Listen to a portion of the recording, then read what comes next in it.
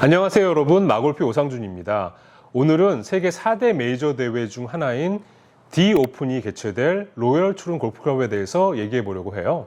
2024년 7월 14일부터 21일까지 일주일간 제152회 디오픈이 개최되는 로열 투른 골프클럽은 스코틀랜드 서해안에 있는 투른이라는 지역에 이제 위치를 하고 있어요. 디오픈은 1860년 로열 투른 근교에 있는 프레스트윅 골프클럽에서 처음 개최가 됐고요. 그 후로 지금까지 총 14개 골프장에서 디오픈이 개최되어 왔습니다. 하지만 현재는요, 10개의 골프장에서만 디오픈이 돌아가면서 개최가 되고 있는데, 그래서 이 10개의 골프장을 오픈 로타라고 부릅니다. 여러분, 로테이션이라는 단어 아시잖아요? 돌아가면서 우리가 거기서 연유된 오픈 로타에서 디오픈이 개최가 되는데요. 자, 그러면 그 10개의 골프장은 어디일까요?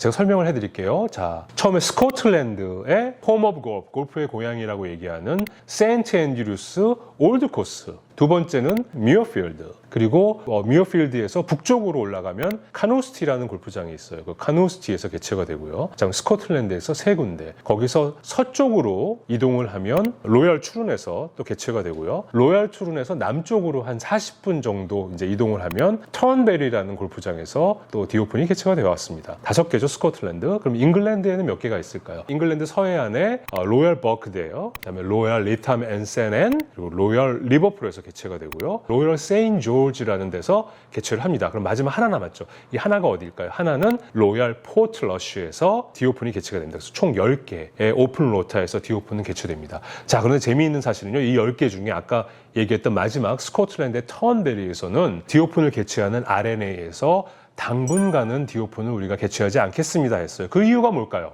이거는 미국의 전직 대통령과도 연관이 돼 있는 사실인데요. 도널드 트럼프 전직 대통령이 그 턴베리를 수년 전에 산 거예요. 그분은 부동산 개발자로도 유명하죠. 그리고 골프를 너무 좋아하는 골프 마니아로도 유명하고요. 그래서 턴베리를 사버렸어요. 그랬더니 RNA에서 우리가 만약에 턴베리에서 디오픈을 개최하게 되면 갑자기 도널드 트럼프 대통령이 디오픈을 개최하는 동안 트럼프라는 글자가 새겨진 검정색 헬기를 쫙 타고 대회 개최장에 내려버리면 어떻게 해, 우리는? 전직 대통령이 정치적인 의도를 가지고 모든 사람들이 지켜보고 있는 이 디오픈 챔피언십에 마치 자기의 무대로 만들려는 어떤 의도로 한다면 우리는 굉장히 곤란해질 거야. 그래서 그런 리스크를 없애기 위해서 개최를 안 하기로 했어요. 저 같은 이 디오픈을 사랑하고 턴베리라는 골프장을 사랑하는 사람들 입장에서는 좀 아쉬운 안타까운 일이지만 어쩌겠습니까? 주최 측에서 못한다는데요. 자, 그래서 2024년에는 턴베리의 북쪽에 위치한 로열 투른에서 7월 달에 디오픈이 개최됩니다.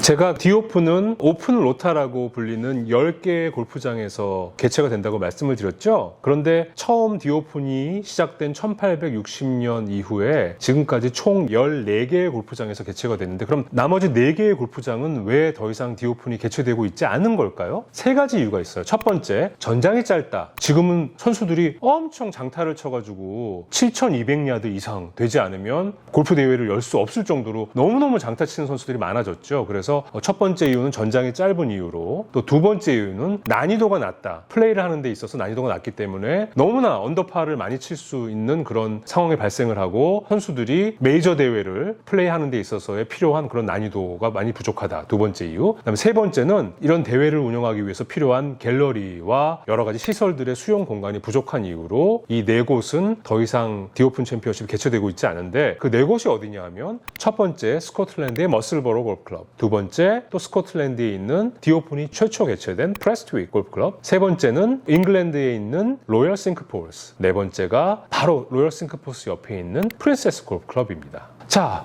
그러면 2024년 7월에 개최될 디오픈 챔피언십이 열릴 로열 투른은 1878년에 최초에 설립됐어요. 지금은 현재 45홀 규모로 이 골프클럽이 운영이 되고 있고요. 이 45홀 중에는 포틀랜드 코스라고 불리는 18홀, 올드 코스라고 불리는 18홀, 그리고 9홀로 운영되고 있는 크리건드 코스로 운영이 되고 있는데, 디오픈이 열리는 코스는 바로 올드 코스입니다. 자, 여러분. 그런데 제가 영국에서 골프장 설계를 공부할 당시에 궁금한 게 하나 있었어요. 어떤 골프장은 로열이라고 부르고 어떤 골프장은 로열이라고 안 부르고 도대체 왜 그런 차이가 발생하는 걸까요? 그래서 제가 찾아봤어요. 막 찾아봤더니 로열이라는 명칭이 붙는 골프장들은 영국 왕실에서 그 명칭을 하사하는 거래요. 예를 들면 그 골프장의 멤버가 왕족이라든지 해서 추천을 해서 그 명칭을 준다든지 어떤 기여도가 높아서 그 명칭을 받을 수 있는 기회가 생겼다든지 하는 건데, 예를 들면 로열 투룬 같은 경우는 영국의 엘리자베스 2세가 그 로열의 명칭을 하사를 했고요. 그 외에 뭐 로열 싱크폴스, 로열 세인트 조지, 로열 리버풀, 로열 버크데일, 로열 리터맨 세넨, 영국뿐만이 아니라 영연방의 다른 국가, 예를 들면 호주에 있는 로얄 멜버른, 다른 국가에서도 로얄이라는 명칭이 붙은 골프장들이 있거든요. 영국 왕실에서 하사한 이름이다 라고 여러분들이 이제 이해하시면 될 것 같아요. 제가 로열 투룬을 처음 가봤던 때는 언제였냐면 2004년이었어요. 제가 영국에 골프장 설계를 공부하러 갔을 때 처음으로 제가 디오픈 챔피언십이 당시에 열렸던 로열 투룬에 2004년에 제가 기차를 타고 갔어요. 그래서 투룬이라는 기차역에 내려서 대회장을 갔었죠. 그때 처음으로 저는 링크스 코스라는 곳을 가보게 된 거예요. 자, 디오픈이 열리는 때였으니까 얼마나 제가 기대가 컸겠어요. 그 당시에 최경주 선수도 봤고요. 그런데 2004년도 대회에서는 어니 엘스라는 선수와 미국의 터드 해밀턴이라는 정말 유명하지 않은, 아무도 몰랐던 선수가 연장전까지 가는 접전 끝에 미국의 터드 해밀턴이 클라렛 저그를 우승을 통해서 들어올렸어요. 자, 클라렛 저그는 여러분도 뭐 아시는 분은 아시겠죠? 디오픈 챔피언십의 우승자한테 주어지는 트로피를 클라렛 저그라고 부르는데, 갑자기 아무도 모르는 이 터드 해밀턴이라는 키가 큰 미국 사람이 우승을 해버린 거예요. 자, 그런데 안타깝게도 2004년도 디오픈을 우승한 터드 해밀턴은 그 이후로는 그렇게 두각을 나타내지 못해서 사람들의 기억 속에서 잊혀졌어요. 그 대회장에 제가 있었고요. 터드 해밀턴과 어니 엘스 연장전 승부를 바로 옆에서 봤고요. 그리고 시상식이 끝난 후까지 끝까지 남아서 저는 18번 홀, 맨 마지막 홀을 걸어갔어요. 링크스 코스에서 유명한 팟 벙커, 그 깊은 항아리 벙커에도 들어가 봤어요. 와, 이게 영국의 링크스 코스고 이런 코스에서 디오픈 대회가 열리는구나 라는 걸 정말로 좋은 경험을 통해서 느낀 순간이었죠. 자, 2004년에 저는 갤러리로 디오픈 챔피언십의 로열 투룬을 참가를 했고 걸을 수 있었죠. 그때 플레이는 하지 못했어요. 그리고 그 다음 해에 제가 골프 코스 설계를 공부할 때 다시 한번 로열 투룬을 가서 코스를 걸었는데, 그때도 사진을 찍고 코스를 공부하느라고 플레이는 하지 못했죠. 하지만 작년에 제가 다시 스코틀랜드를 찾았습니다. 여러분 아시는 분은 아시겠지만 작년 9월, 10월에 제가 40일 동안 유럽과 영국의 40개의 골프장을 제가 방문을 했고 플레이를 했어요. 책으로도 만들어졌는데, 그때 로열 투룬을 다시 가서 플레이를 했고요. 그 플레이를 하기 직전까지도 저는 너무너무 기대를 많이 했고 굉장히 흥분된 상태였어요. 야, 드디어 내가 로열 투룬 디오픈이 개최됐던 이 골프장을 플레이하는구나. 그 전날 저녁부터 폭풍우가 몰아쳐서 바람이 너무 많이 불었어요. 아침에는 좀 날씨가 좋아질까라는 기대에 일어났는데, 아침에 주차장에 주차되어 있는 차를 봤는데 뭔가 좀 이상한 거예요. 타이어가 펑크가 나 있는 게 아닙니까? 아침에 출발 직전 2시간 반 전에 타이어가 펑크가 났으니 어떻게 하겠어요? 저는 너무너무 황당한 상황이었죠. 그래서 일단 렌터카 보험회사 전화를 해서 어떻게 했으면 좋겠어요 했더니 수리 차량을 보내줄게. 시간이 좀 걸릴 수 있어. 결국은 적어도 한 30-40분은 걸려야지 그 차량이 온다는 걸 알게 됐고, 적어도 1시간이나 1시간 반 정도는 지체가 되겠구나 해서 골프장에 전화를 했죠. 타이어가 펑크가 났고 최대한 빨리 가겠습니다. 그런데 사람들이 많지 않으면 오후에 티타임을 미룰 수 있을까요? 했더니 골프장에서 저한테 하는 얘기가, 우리도 폭풍우가 지금 불고 있어. 그래서 거의 대부분의 사람들이 취소를 했다는 거예요, 골프를. 그래서 오후는 텅 비어 있으니까 천천히 오세요, 안전운전하고. 너무 안도를 하고 제가 로열 투룬까지 또 열심히 차를 몰고 갔습니다.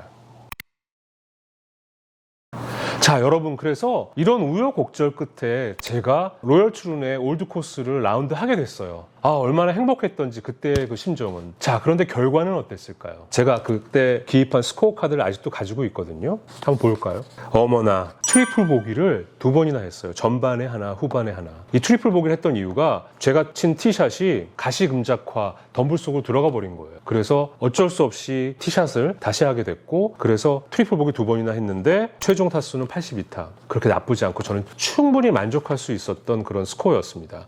자, 그런데 우리가 우리가 영국에 가게 되면 링크스 코스를 잘 치는 방법이 있어요. 우리가 처음 가본 링크스 코스에서 잘 치는 방법은 첫 번째는 저는 그날 캐디를 고용을 했어요. 쳐야 될 방향 그리고 어떻게 공략해야 되는지에 대한 여러 가지 팁을 저한테 줬기 때문에 잘 칠 수 있었는데 문제는 캐디는 영국에서 팁까지 해서 한 150파운드 정도를 지불을 해야 한다. 1인 1캐디거든요. 그래서 한 명이 제 백을 메고 이제 같이 걸으면서 골프를 치는 건데 거의 한 20만 원이 넘잖아요. 그런 비용이 좀 부담되는 상황도 발생할 수 있죠. 그럴 때는 클럽하우스에 가시면 스트로크 세이버라는 이런 책을 팝니다. 이 책자 안에는 홀의 모양과 그리고 티에서부터 그린까지의 거리들이 다 표기가 돼 있어요. 이런 스트로크 세이버를 사셔서 참조하고 플레이하는 것이 굉장히 도움이 될 겁니다. 왜냐하면 링크스 코스는 카트가 없습니다. 여러분 무조건 걸으셔야 돼요. 그렇기 때문에 우리나라처럼 카트에 있는 그 태블릿 거리 표시가 다 돼 있고 나오죠. 그런 것이 전혀 없다고 보셔야 돼요. 그래서 둘 중에 하나, 캐디를 고용하시든지 이 스트로크 세이버를 활용하시든지. 자, 또 하나, 링크스 코스에서 잘 치는 법은 링크스 코스는 지면이 굉장히 단단합니다. 그래서 이 단단한 지면을 잘 이용을 하셔서 드라이버를 예를 들면 200m를 치셨다면 30m 정도 공이 굴러가는 건 너무 다반사예요. 그런 것들을 예상을 하셔야 되고요. 그린에 공이 떨어졌을 때도 그린 위에 바로 멈추질 않고 공이 계속 굴러서 그린 밖으로 빠져나갈 수 있는 그런 가능성에 대해서 미리 예상을 하시고 플레이를 하셔야 돼요. 두 번째, 벙커는 무조건 피해라. 팝 벙커라고도 얘기를 하고 항아리 벙커라고 이제 우리나라에서는 부르기도 하는데 또 하나 명칭은 소드 월 벙커. 잔디를 쭉 쌓아 올려서 벽처럼 만들었다 해서 소드 월 벙커라고 부르는 이런 깊은 벙커를 무조건 피하셔야 됩니다. 그래서 프로들도 링크스 코스에서 대회를 할 때는 벙커를 피한다. 그래서 드라이버를 잡지 않고 롱아이언이나 페어웨이 우드로 티샷을 하는 경우도 굉장히 많습니다. 또 한 가지는 바람을 적극적으로 활용해라. 링크스 코스에서는 바람이 굉장히 많이 불거든요. 바닷가에 있기 때문에. 맞바람이 불 때는 어떻게 쳐야 하는지, 2클럽 내지 3클럽을 여유 있게 잡아야 될 필요도 있고요. 그리고 바람을 안 꽂힐 때, 그러니까 바람이 뒤에서 불 때 거리가 훨씬 더 멀리 나갈 수 있기 때문에 벙커나 해저드에 빠지지 않게 하기 위해서는 계산을 잘 하셔야 됩니다.